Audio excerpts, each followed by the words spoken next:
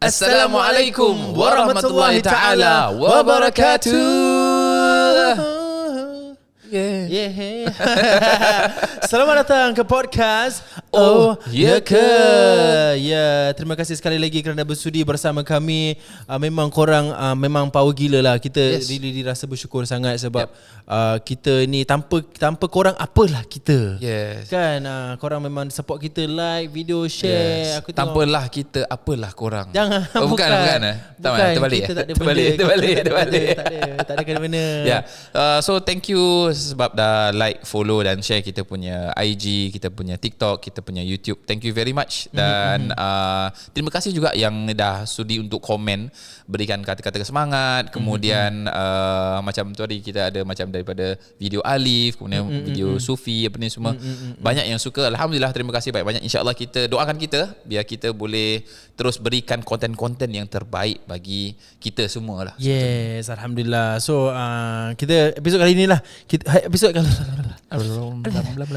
kali ini dibawa khas oleh Khalifa Realtors. Kalau korang nak jual beli rumah, nak sewa rumah ke, nak sewa kedai ke, apa-apa sajalah yang kena mena dengan real estate tu, boleh saja telefon mereka di 8892 5882. Kerana telefon dia apa? 8892-5882. Pandai, dah Alhamdulillah. hafal. Alhamdulillah. Memang Khalifa Realtors is someone who is very trustworthy lah. Yeah, kan? yes. It's very nice. Memang kalau like I say, kalau korang nak beli rumah tu ke, nak tanya benda pun tanya je. Yeah, Kan kita macam kasi, aku dah kasih korang nombor telefon tu. Kalau korang nak call ke, korang nak WhatsApp Message ke, ke, audio note ke, just ask random, tak payah rasa macam terlalu terikat sangat. Sebab I think bila kita nak cari ejen rumah tu, kita selalu takut. Macam takut kena charge, takut kena apa aku semua. message dia, nanti dia ingatkan aku nak kena mati-mati nak kena tie down kat dia. Tak ada masalah. Aku advise kau, if you want to go cari rumah ni, nak jual rumah ke nak beli rumah ni, you want to find a few realtors, it's okay, it's up to fine. you. Then kau nilaikan sendiri whether dorang bagus ke tak lah. Because at the end of the day, this is nak jual rumah atau beli rumah tu bukan proses 1-2 hari. Betul. Itu proses yang will take months, you know. Or some people even take 1 year, those kind. So you need to have a relation yang comfortable for you. So you just go je, tak ada masalah. Then don't worry, is free of charge. So you nak consultation ke apa ni semua, boleh tanya je dengan dorang. Jangan segan-segan. Ada je dulu UFR pernah buat package free, dapat Ustaz Falik Rosli free. Ya, that time I buat. Kan? So alhamdulillah beberapa rumah juga dah pergi. So siapa aja ambil yang realtors that time, dan I kasih 10 rumah pertama dapat free rukiah rumah sekali. Alhamdulillah. Bila you purchase rumah, free. Bagus. Kira kalau itu untuk dari Rukiah UFR lah. Ini. Kalau untuk Oyoke kita ada lain sikit. Tengoklah kita buat free apa tengok lah. Free birthday party ke. Kecoh. Boleh datang bawa paket-paket yang ada twisties kat dalam. Kita tengoklah, insyaAllah. Kalau korang nak request tu boleh saja. Kita boleh. Of course kita appreciate korang punya support towards our sponsors as well. Apa yang kita boleh go out of our way tu kita akan bikin lah. Kita topik pada hari ni kita nak sembang-sembangkan lah. I think sebelum kita touch on the main topic tu, I think I want to share, I want to ask you lah. Sebab banyak kita always go rukiah, you know, macam ni apa ni setelah ditebuk tadi setelah ditebuk kan ni belum lagi, nanti aku tebuk sebab dah tebuk lagi sebab banyak orang dekat dalam dunia sekarang yang current trend yang macam social media ni semua, pasal teknologi kan tinggi kan. Banyak orang tak percaya yang sihir tu masih lagi berleluasa. Masih around. Macam there are still people, because I have clients, I have patients macam dia mak bapak dia yang tak percaya. Yang maybe dia disihir ke apa ke. Of course kita pun tak tahu, but benda ni masih ada. Kalau korang rasa pasal bomoh ko ada, tak ada. Kan bomoh tu masih ada dekat Singapore tu, walaupun kau ingatkan kita ni modern country and benda tu tak ada. Benda tu masih ada. Korang must understand that alam gaib ni masih ada, and benda sihir menyihir tu is something that is happening now and is still normal. So kalau rasa itu macam rasa off ke apa, jangan risaulah kan. But at the end of the day, macam aku always advise everybody lah, bila kita rasa ada gangguan, jangan cakap kena sihir ke apa dulu, jangan. Because everybody always link gangguan to sihir. Bukan. Jangan fitnah orang. Betul. Jangan fitnah orang. Because for me, even bila I rukiahkan orang tu, I want to tell them is sihir. Macam Pasal kita tak nampak orang tu, kita memang boleh diagnose dia dengan apa-apa simptom-simptom lah. What you teach me lah, apa simptom-simptom dia. Tapi untuk kata dia sihir 100% atau dia saka 100% is seram tau. Especially for saka. Sebab like what you taught me is, kalau kita mengatakan keluarga tu, oh ini keluarga awak ada saka ni, kita indirectly bilang dorang keluarga dia itu apa nama dia? Telah melakukan kesyirikan, melakukan kesyirikan, minta sesuatu pada jin. So it's not nice to say your family syirik. Kau tahu tak family kau syirik? Indirectly lah, kata direct kan. True. So janganlah benda tu, jangan senang-senang dikatakan. Okay, soalan dia ni baru tebuk. Baru kita tebuk. Orang belakang kamera dah senyum, Pak. Okay, soalan dia. Okay, pasal saya dia bacalah di sirah. Saya baca di buku sirah saya gitu kan. Saya baca buku saya ni tentang pernah Nabi Muhammad SAW pernah gagal untuk disihir. Sebab aku tahu yang dulu dia pernah disihir, habis Jibril merukyahkan dia. Okay, that one is I know. But I never knew about this part of the story where Nabi Muhammad pernah disihir tapi gagal. Apa itu cerita dia? Dia sebetulnya bukan gagal-gagal. Terkena juga, cuma dia punya impact dia dikira sebagai gagal lah. Sebab the impact yang sepatutnya Nabi SAW terkena boleh sampai membawa kepada kematian, tapi Nabi SAW tak meninggal disebabkan oleh sihir tersebut. So cerita dia begini. Once upon a time. Dia cerita seperti ini. Pam dia. Okay. So suatu hari Nabi SAW pernah merasakan sesuatu yang sebetulnya tak terjadi. Maknanya disebut dalam hadis Nabi SAW bahawasanya Nabi SAW merasakan bahawasanya dia telah mendatangi kepada isteri-isterinya, tapi hal itu tidak terjadi langsung. Maknanya seperti menghayal. Dan itu di antara efek daripada sihir tersebut. Dan kebetulan dalam hadis Nabi SAW itu disebutkan juga ketika Nabi SAW terkena seperti itu, iaitu disihir oleh seseorang yang dipanggil sebagai Labid bin A'sam. So Labid bin A'sam ni dia adalah dukun, dia adalah bomoh yang mengamalkan ilmu hitam pada masa tersebut, dan dia termasuk daripada orang Yahudi. Yes. Padahal di sekitar tersebut dia adalah tempat tersebut adalah orang-orang musyrikin, iaitu orang-orang Arab. Tapi di sini adalah orang Yahudi, dan pada masa tersebut Labid bin A'sam ni didatangi oleh orang-orang yang kafir yang membayar dia, tak silap saya, sekitar 30 dinar ataupun 300 dinar. Dibayar untuk menyihir Nabi SAW. Dan pada masa tersebut Labid bin A'sam termasuk daripada bomoh yang terhebat pada zaman tu. Dan dia ada anak perempuan juga, yang di mana anak perempuan dia ini pun ikut jejak kepada ayahnya. Dia pun bomoh juga. Yes. So ketika dia menyihir Nabi SAW, bagaimana Nabi SAW disihir daripada bekas daripada sikatnya, sikat rambut. Jadi pada masa tersebut Nabi SAW ketika masa itu tengah sikat, kemudian daripada sikatnya itu dia ada rambut Nabi SAW. Dan Labid bin A'sam menyuruh seorang pelayan dan Nabi SAW untuk mengambil sikat tersebut. Maka dipakailah untuk sihir, which is nanti saya akan jelaskan lebih lagi. Jadi ketika Nabi SAW disihir itu, dia ada dikatakan sampai 40 hari 40 malam itu sakit, demam panas. Dan you need to understand, ketika seorang Nabi sakit ataupun demam, maka dia punya demam dia adalah 2 kali lipat dibandingkan dengan kita manusia biasa. Sebab itulah di antara cubaan bagi para Nabi SAW. Di antaranya seperti ada satu sirah yang ketika Nabi SAW sebelum meninggal pun sama, demamnya, panasnya itu dikatakan oleh salah seorang sahabatnya, wahai Rasul, demam engkau ni terlalu panas, sama seperti 2 orang daripada kami yang demam. So seperti itu. Jadi ketika SAW demam, sakit, betul-betul sakit sambil terbaring, tapi tidak disebutkan bahawa Nabi SAW meninggalkan solatnya. Tak pernah. Jadi dalam keadaan sakit pun tetap Nabi SAW melakukan solatnya, ibadahnya. Jadi ketika sakit seperti itu, kemudian tengah baring, 2 malaikat turun. Satu duduk di bahagian kepalanya, satu lagi duduk di bahagian kakinya. Maka kita namakan, kita tak disebutkan namanya, kita namakan A dengan B lah. Jadi si A tanya kepada si B, kenapa dengan orang ini? Maka si B mengatakan orang ini telah matbub, iaitu disihir.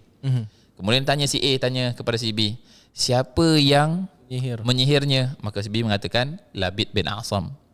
Kemudian dikatakan dengan apa disihirnya tersebut? Maka dijawab oleh si B dengan rambutnya yang diikat di mayang kurma dan diletakkan di bawah batu di dalam perigi Zirwan, perigi Zirwan ataupun Zarwan, nama perigi tersebut.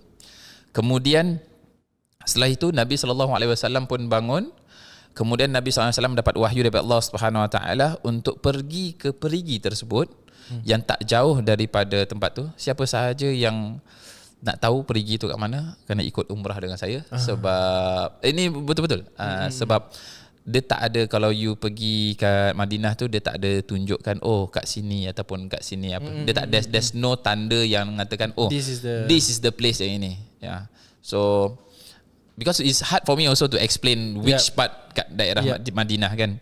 So bila Nabi SAW datang dengan para sahabatnya, maka dilihat kat dalam tu ada bekas air. Dia tak full tau air tu. Maka dikatakan bahawasanya air tersebut kemerah-merahan seperti inai. Warna inai kan macam merah-merah orange gitu. Jadi seperti itu.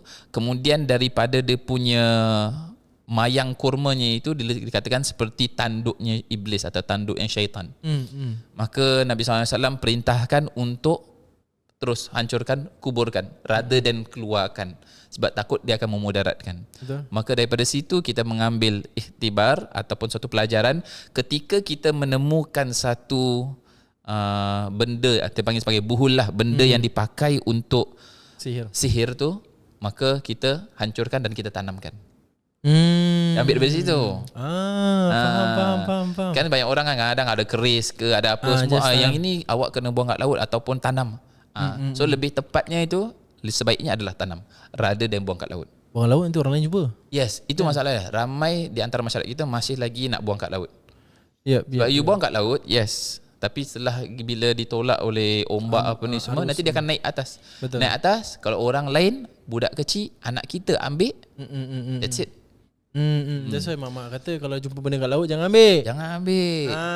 Yes. Sebab dulu aku pernah sekali aku main dengan macam pasu. Aku main dengan ada pasu duk. Tu aku jumpa pasu dekat ni. Kau tahu pasu apa? Pasu Abu Mayat. Serius? Itu agama Hindunya. Pasal I think dia tak tahu lah. Pasal aku jumpa tu kat dalam pasir tu. And you can see the black ni lah, dia punya ashes dia kat dalam. Pasal dia akan macam quite thick apa. Kita mana tahu. Kita kecil-kecil main atau aku cakap apa ni mak aku tu bising. So kita caw je. Tapi you all sempat buka keluarkan? Tak, aku tak keluarkan. Aku gila ke apa buat kisah kasa dengan orang tu. Mega. Jadi snowman. So maknanya dia buang dengan dia punya pasu. Dia punya kendi. Tak tahu kendi ke kendi tak tahu. Pasal pasu is pasu bunga, pada kendi. Kendi. Tapi dia macam pasu. Dia ceramik. Dia ceramik. Tapi dalam tu hitam. Pasu bukan yang orang macam pasu baju apa semua. Itu basuh. Okey, baik. Kan kena faham joke kita Kan dalam WhatsApp group kau faham joke kita kan. Joke dia macam gitu. Interesting. So habis cerita tu habis gitu je lah. Habis itu lagi. Ini nak tambah macam mana lagi? So itulah di antara dia punya sejarah yang Nabi SAW di ini. Saya nak tambahkan lagi. So ketika Nabi SAW tu sebelum tu nak ambil tu pasal nak hancurkan dulu sebelum nak ditanamkan apa ni semua kan. Maka Nabi SAW ambil tu, dia punya kan bekas daripada rambutnya. Dia rambutnya itu oleh Labid bin Asam. Jadi tiap kali dililit dan dijadikan sebagai knot ataupun simpulan, maka Labid bin Asam dia akan bacakan mantra-mantra dia, jampi-jampi dia. Kemudian diikat. Jadi satu tali tu ataupun rambut tu diikat menjadi 11 ikatan.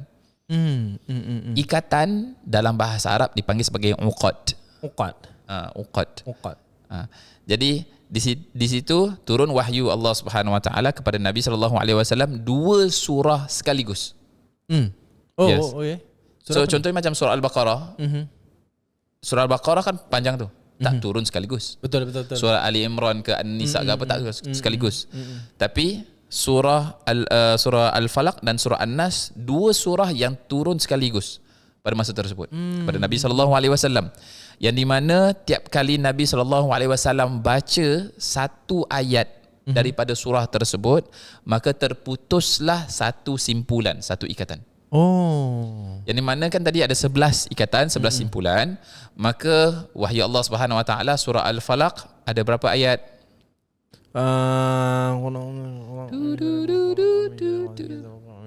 Kira. 5. Bagus, 5. Kemudian surah An-Nas berapa ayat? Aduh.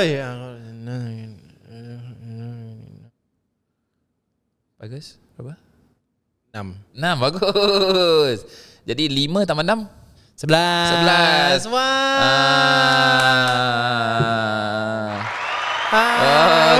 Clap hand. Ya. Jadi ketika Nabi SAW ambil tu, ketika Nabi SAW baca Qul a'udzu birabbil falaq, terputus tu satu kata.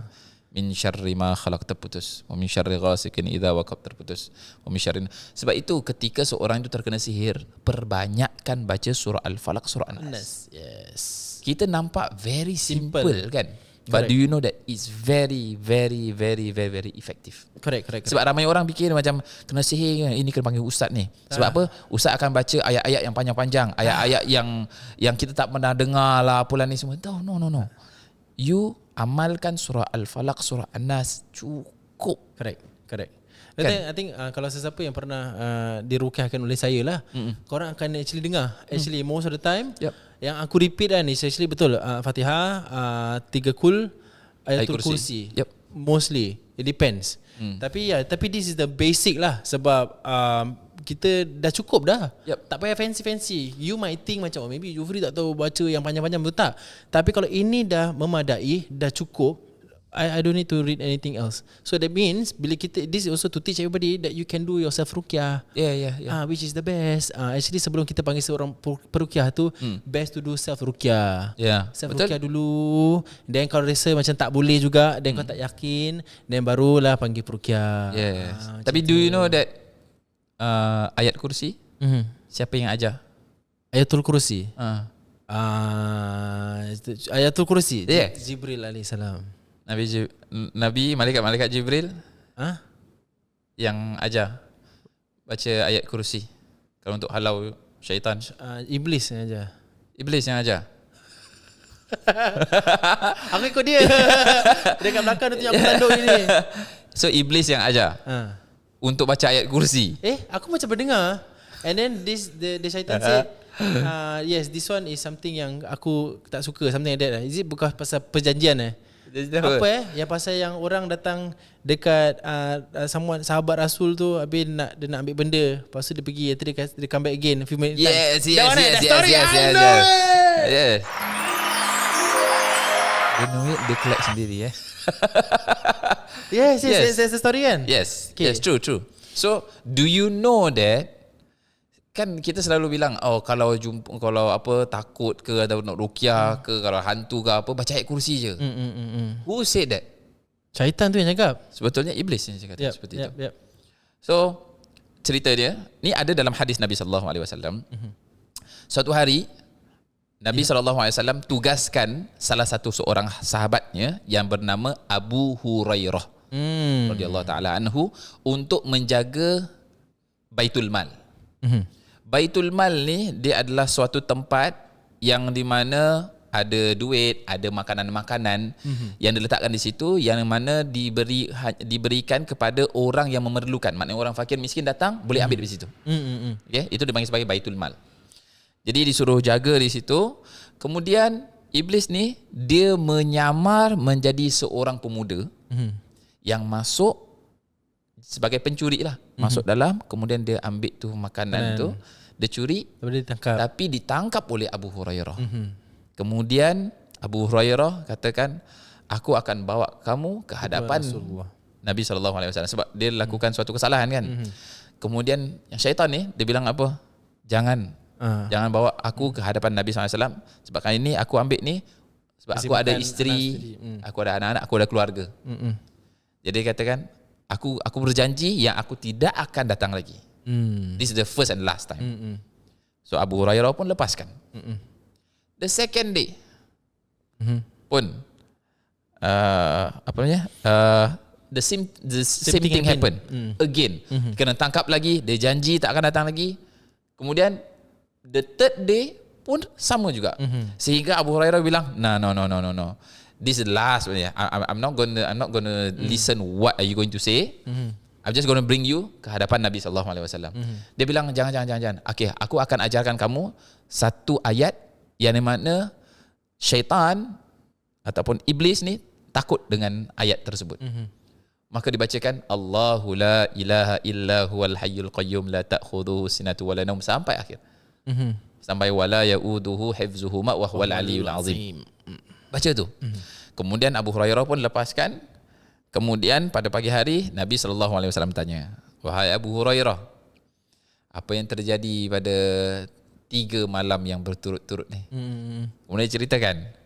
Kemudian Nabi SAW katakan, setiap kali dia berkata sesuatu, semuanya dia bohong. Kecuali the last one, yang terakhir, yang dia mengajarkan ayat tersebut. Itu Allahu la ilaha illa huwal hayyul qayyum, ayat kursi.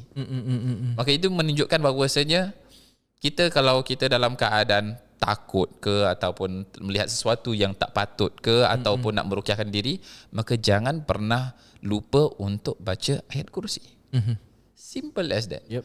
So bayangkan iblis sendiri, syaitan sendiri boleh ajar kita benda yang dia sendiri takut. So amalkan. So don't ever macam judge a peruqyah ataupun tukang ubat, alah dia ni, ataupun kawan tolong ruqyahkan macam asyik baca sama benda macam baca ayat kursi je, macam kita orang pun tahu apa, cuma you amalkan then. Yep. It's as simple as that actually. Nak ruqyahkan diri tu macam kita always explain lah. I think orang dah dengar banyak kali benda ni. It's as simple as Al-Fatihah, Ayatul Kursi, 3 kul. That is actually sufficient. It's just a keyakinan kau, how you can ask Allah, just minta pada Allah, ya Allah Tuhanku, kau sembuhkanlah kalau aku ada segala penyakit dalam tubuhku ini, aku redha, kau sembuhkanlah penyakit ini, kau baca. Baca continuously. Kan bagus lah. Dua sirah Alhamdulillah. Thank you very much. Jangan tebuk lagi ya. So aku kalau orang yang siapa yang tengah mendengar ni tak faham what's happening, actually aku saja je tebuk dia sirah-sirah. So aku buka buku sirah aku buka a random page, aku cakap, okay, this one I want, you tell me, okay? Masa duka. Okay, alhamdulillah. Bahaya. Terima kasih. Tahu tak? Tahu tak sebelum tutup baju nampak? Baju baru. Khalifah Realtors. I like this one. You like? Yang hitam dengan ini. Pasal aku saja tak nak ambil sama colour dengan dia. Okay, baju ni siapa yang baju, Ustaz Fad? Yes, baju ni adalah daripada Khalifah Realtors, yang di mana podcast kita ni pun ditaja khas oleh Khalifah Realtors. Jadi anda kalau ada sesuatu yang nak tanya tentang rumah, nak beli rumah, nak sewa rumah, ataupun mungkin untuk bisnes anda nak cari kedai, sewakan kedai ke, cat kedai tak, boleh langsung ke Khalifah Realtors di 8892 5882. Boleh kontak mereka di situ. Free consultation, bro. Yes. Nak tanya-tanya apa-apa je, beli rumah, sewa rumah, beli kedai, sewa kedai, apa-apa, nak beli landed ke, nak beli private property, nak beli HDB, BTO, resale, apa-apa sahajalah. Korang boleh saja contact mereka. Kita repeat lagi sekali, 8892 5882. Kalau korang malu tu, korang boleh saja actually audio note ke WhatsApp aje lah, tak ada masalah. But honestly kalau best tu is jumpa lah. Kalau kau nak ada maybe rumah tu, maybe rumah parents atau tentang faraid, kau nak diorang explain kat korang, go je. Tak payah rasa diri tu terikat ke apa. As I said at the start of the show, kalau korang rasa macam nak tanya few realtors, tanya saja. Tak ada masalah. At the end of the day, what you are comfortable with. Tapi kita syorkan Khalifah Realtors adalah orang yang terpercayai, and diorang have been in the business for a very very long time, daripada 1927. Lama gila. Sebelum Jepun. Sebelum Jepun masih tengah. Kira Jepun pun cari rumah pun dengan diorang. Biasa adalah jumpa kat Singapore.